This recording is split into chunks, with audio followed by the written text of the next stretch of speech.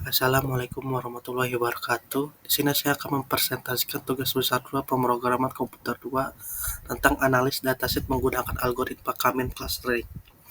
Nama saya Raditya Rakasadewa dengan NIM 414240-121 dari Teknik Elektro. Yang pertama itu ada library Jupyter Notebook. Nah, Jupyter Notebook adalah aplikasi web open source yang memungkinkan pengguna membangunkan live code, markdown, gambar, dan grafik dalam satu dokumen. Merupakan evolusi dari IPython. Jupyter awalnya mendukung bahasa Julia, Python, dan R. Namun kini mendukung banyak bahasa lain seperti Scala, Haskell, dan Ruby. File berformat. Nah, ada juga library NumPy. Numerical Python atau biasa disebut NumPy merupakan sebuah library Python untuk scientific computing, terutama pada analis data. Pada library ini sudah lebih baik dibandingkan library Python yang standar karena library Python yang standar lebih sederhana atau tidak memadai untuk analis data. NumPy ini biasa digunakan pada perhitungan array multidimensi atau array dengan jumlah besar. Terus ada library Pandas. Library Pandas adalah sebuah Python library yang bersifat sumber terbuka atau dipublikasikan secara umum kepada orang-orang untuk analis data. Programmer Python sangat membutuhkan ini untuk mempelajari dan menganalisa data untuk analis statistik dan pengambilan keputusan. Dalam Pandas ini terdapat dua tipe data, yaitu series dan data frame. Data frame merupakan sebuah data yang diatur dalam baris dan kolom, sedangkan series adalah satu kolom pada data frame. Terus ada selanjutnya library Scikit-learn. Library Scikit-learn atau Scikit-learn merupakan library inti pada machine learning. Scikit-learn tergolong library untuk shallow algorithm. Model diprediksi langsung dari fitur input, berbeda dengan deep learning di mana output tergantung dari hasil layer sebelumnya. Fungsi penting Scikit-learn dapat melakukan proses pelatihan model train dan menggunakan model hasil pelatihan untuk prediksi database. Terus ada library Seaborn. Lorem library Seaborn digunakan untuk visualisasi data statistik dengan tampilan yang menarik dan informatif. Library ini dibangun di atas Matplotlib dan terintegrasi dengan baik dengan struktur data Pandas. Seaborn membantu dalam eksplorasi dan pemahaman data melalui berbagai jenis plot statistik yang mudah dibuat. Terus ada library Matplotlib. Matplotlib adalah library yang paling umum digunakan untuk visualisasi data Python karena memberikan berbagai macam plot dan grafik, dan dapat digunakan untuk membuat visualisasi yang sederhana dan kompleks sesuai dengan kebutuhan. Terus K-means adalah algoritma clustering non-hierarki yang membagi data ke dalam beberapa kelompok cluster berdasarkan kesamaan karakteristik. Proses dimulai dengan pembentukan cluster awal, lalu diperbaiki secara alternatif hingga stabil. Setiap cluster memiliki pusat sentroid yang mempresentasikan rata-rata data dalam cluster tersebut. Tujuan kami adalah meminimalkan variasi dalam cluster dan maksimalkan perbedaan antar cluster. Nah, yang pertama itu membuat database dan table database. Di sini kita create database itu tb2pk2 dan create table-nya sesuai dengan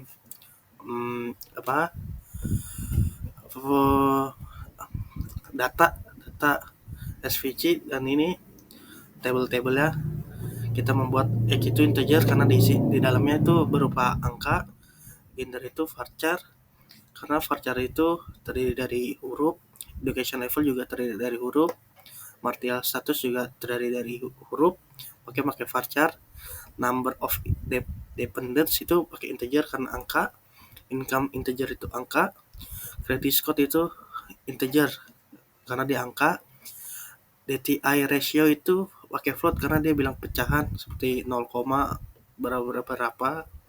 Asset value integer karena dia angka, default record itu integer karena dia angka, employment status varchar karena dia huruf, years in current job itu integer karena dia itu angka. Nah, memasukkan data dari file CSV ke dalam database seperti ini. Bisa dilihat juga di pemrogramannya itu seperti ini. Di sini kita masukin database yang tadi dibuat di localhost. Ini masukkan file CSV-nya, file Excel-nya. Di sini masukkan nama tabelnya, maka di print data berhasil. Maka kalau data berhasil ke insert, maka akan muncul tampilan seperti ini. Kita lanjut. Habis masukkan data, nah import library yang akan digunakan seperti Pandas, NumPy, dan Matplotlib untuk menampilkan 11 baris teratas itu kode. Nah ini importnya seperti ini, import kalau sudah berhasil. Kita lanjut. Nah output dari kode sebelumnya itu menampilkan 10 teratas dari file CSV-nya. Seperti ini outputnya nih, dev head 10, dia akan menampilkan 10 teratas seperti ini. Kita lanjut.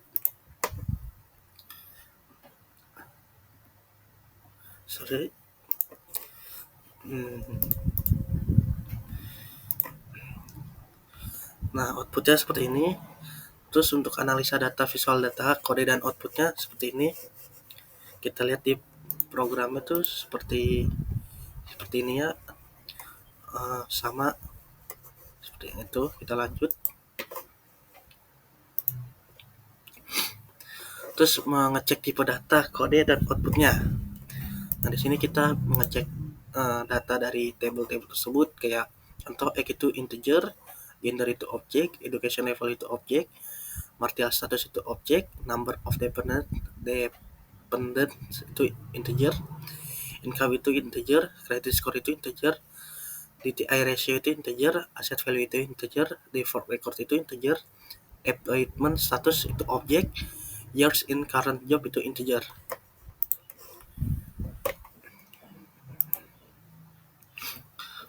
Nah, kode untuk memvisualisasikan histogram dari beberapa kolom numerik dalam dataset secara serentak dalam bentuk grid table grafik.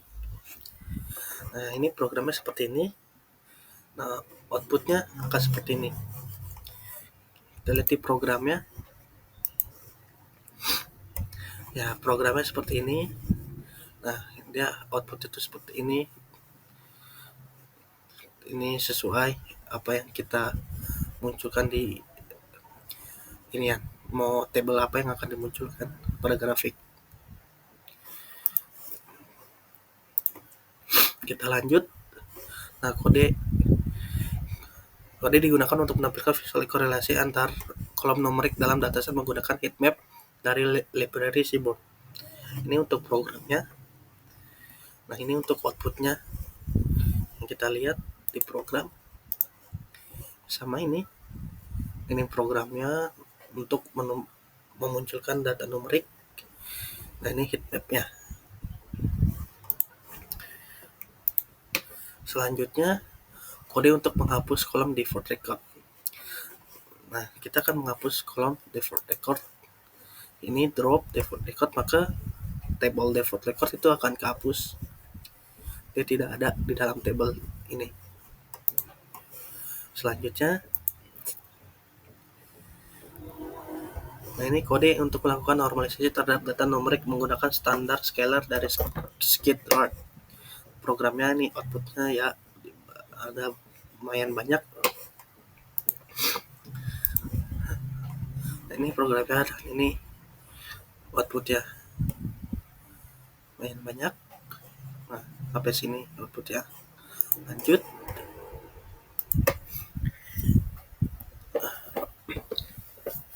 Nah, ada kode untuk clustering, pengelompokan data menggunakan algoritma K-means untuk membagi data menjadi 3 kelompok cluster berdasarkan kesamaan fitur numerik. Ya, ini seperti ini. Di program seperti ini, bisa lihat seperti ini algoritma ini. Kita lanjut.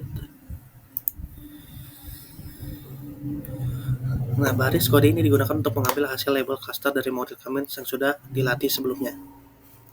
Ini menampilkan label cluster. Nah, di programnya menampilkan label cluster seperti ini. Lanjut, kode. Nah, kode untuk mengambil posisi pusat cluster centroid yang dihasilkan oleh algoritma Kamil clustering. Nah, ini untuk menampilkan cluster center.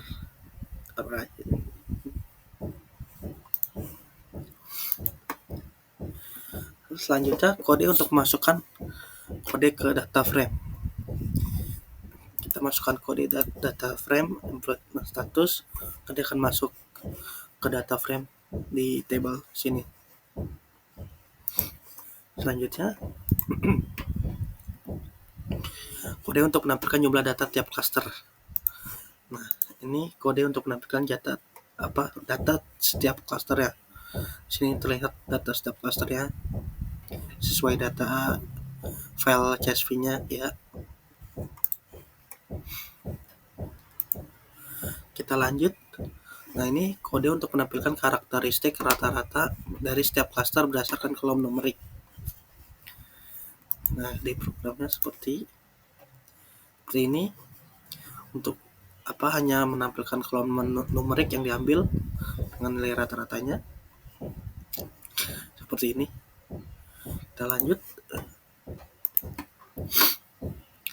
Nah, kode untuk visualisasi hasil cluster pengelompokan menggunakan scatter plot 2 dimensi dengan program seperti ini dan hasilnya seperti ini. Kita lihat programnya seperti ini. Dia akan menampilkan antara default record sebagai Y dan income sebagai X. Maka data yang keluar seperti ini. Kemudian kita lanjut ini kode untuk visualisasi hasil clustering dalam ruang 3 dimensi menggunakan matplotlib. Tujuannya untuk melihat bagaimana data terkelompok jika tidak berdasarkan 3 fitur penting secara bersamaan. Ini programnya seperti ini dan outputnya seperti ini sesuai isi data dari file CSV-nya. Kita lihat di programnya. Ini programnya apa yang mau ditampilkan dan ini hasilnya.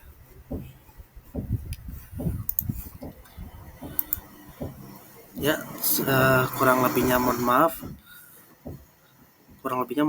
Sekian, terima kasih. Wassalamualaikum warahmatullahi wabarakatuh.